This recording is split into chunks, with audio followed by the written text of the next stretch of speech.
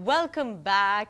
हम बात कर रहे हैं आर्थराइटिस के बारे में या जोड़ों और हड्डियों के दर्द के बारे में। अगर आप या आपकी फैमिली में कोई भी आर्थराइटिस का मरीज है तो ये शो ज़रूर देखिएगा।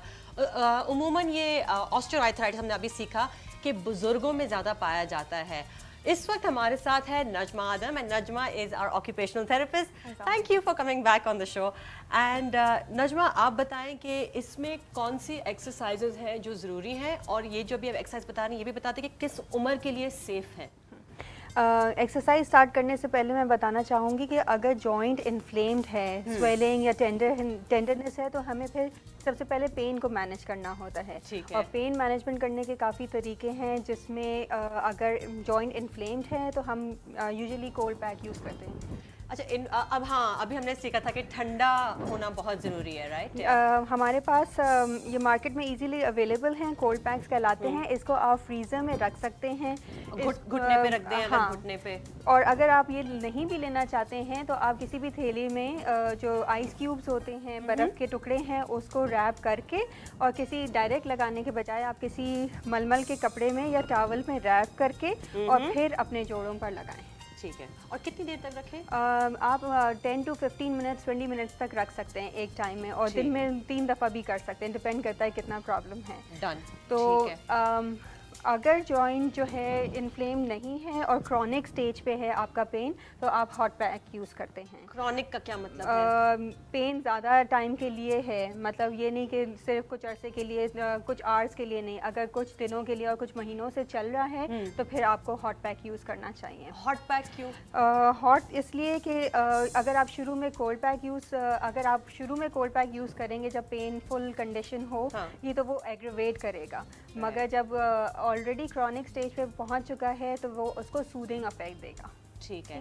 तो ओके। इसके अलावा आप पेन मैनेज करने के और भी तरीके हैं, जैसे ये टेंस वगैरह है। टेंस नर्व की स्टिमुलेशन होती है, इसको भी जो है आप अपने जॉइंट पे, जैसे ये इलेक्ट्रोड्स इस तरह से लगा के, मैं नी पे बता देती हूँ, ठीक है।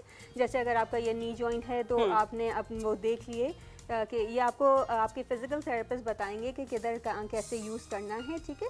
और आप सीख भी सकते हैं, अपने पास ये लेके भी रख सकते हैं आप। इतना ज़्यादा वो नहीं, आप घर में कर सकते हैं। नहीं, अभी तो कुछ नहीं लगेगा। हल्का सा करंट सी, हल्की सी सेंसेशन सी होती है, और ये पेन को मैनेज करने के लिए काम आता है। इसे टेंस कहते हैं। और इसमें दर्द नहीं होता? दर्द नहीं होता है इसमें। सिर्फ हल्की सी करंट लाइक सेंसेशन, बिल्कुल मामूली सी फील होती है। ठीक। ये लगा देते हैं, और इसको जब पेन मैनेज हो जाता है और पेन रिड्यूस हो जाता है, उसके बाद एक्सरसाइजेस की जाती हैं। ओके।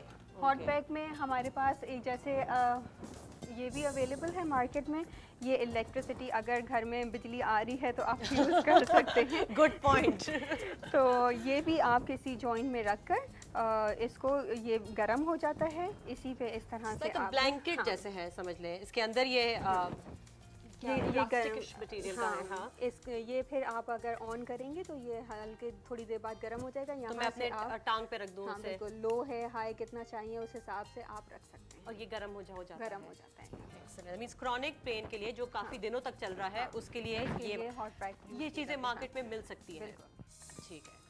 अच्छा, हमारे पास अगर ये ना हो तो वो भी आप गरम करके? हाँ, बिल्कुल गरम करके। और जो पहले हम लोग वो जो पानी लेकर और उसमें गरम किया करते थे, उस तरह से या टॉवल को गरम करके और यूज़ किया जा सकता है आसानी से। ज़रूरी नहीं है कि ये चीज़ें हों तभी आप कुछ पेन को मैनेज कर सकेंगे। ओके। अब पेन मैनेज हो गया है, ठीक है, मगर अभी तक ऑब्वियसली प्रॉब्लम गई नहीं है। क्या वो एक्सरसाइजेज हैं जो एक पेशेंट को करनी चाहिए उनके हेल्प के लिए? पहली बात तो ये है कि अपने डॉक्टर और अपने थेरेपिस्ट से ज़रूर कंसल्ट कर लें। जो अभी मैं एक्सरसाइजेज बताऊंगी वो भी आप पहले मशवरा करने के बाद स्टार्ट करें, क्योंकि पहले तो सुपरवाइज्ड होनी चाहिए। बिल्कुल। आपके थेरेपिस्ट जो आपको गाइड करें, आप उस हिसाब से करें। ये नहीं कि अगर आप एक एक्सरसाइज कर रही हैं तो मैं भी वही एक्सरसाइज कर सकती हूँ, ऐसा नहीं है। जैसे हम लोग दवाइयाँ एक दूसरे की नहीं खा सकते हैं, इसी तरह से। तो सबसे पहले जो है एक्सरसाइजेस बहुत किस्म की होती हैं। इन्फ्लेमेटरी स्टेज अगर जॉइंट इन्फ्लेम्ड है तो हम आइसोमेट्रिक एक्सरसाइजेस कराते हैं। और वो बहुत मुश्किल लफ्ज़ आपने इस्तेमाल किया है। ये जो है रेंज ऑफ मोशन, सिंपल उसमें ये है कि रेंज ऑफ मोशन जो हमारे रेंजेस हैं उसकी एक्सरसाइजेस होती हैं। ओके, ठीक है। हाँ। मसलन ये कि अगर हम नेक से स्टार्ट करते हैं तो सबसे पहले आप नेक को इस तरह से आगे की तरफ फ्लेक्स करें। ठीक है। फ्यू सेकंड्स, लाइक 5 सेकंड्स के लिए आपने इधर रुकना है, फिर ऊपर की तरफ दोबारा लेकर आएँ जी, झटके नहीं देने, ठीक है। और नीचे की तरफ सॉरी पीछे की तरफ करें आप जी, फिर जी। सेंटर में न्यूट्रल पोजीशन हाँ। में ले आएँ, फिर दोबारा नीचे। ओके, इसी तरह से हाँ। साइड में करना है। ओके नजमा, हम एक छोटी सी पहले ब्रेक लेंगे। ये एक्सरसाइजेज हम एक ब्रेक लेंगे एंड एक्सरसाइजेज जो हैं आर्थराइटिस की वो हम आपको बताएंगे ब्रेक के बाद।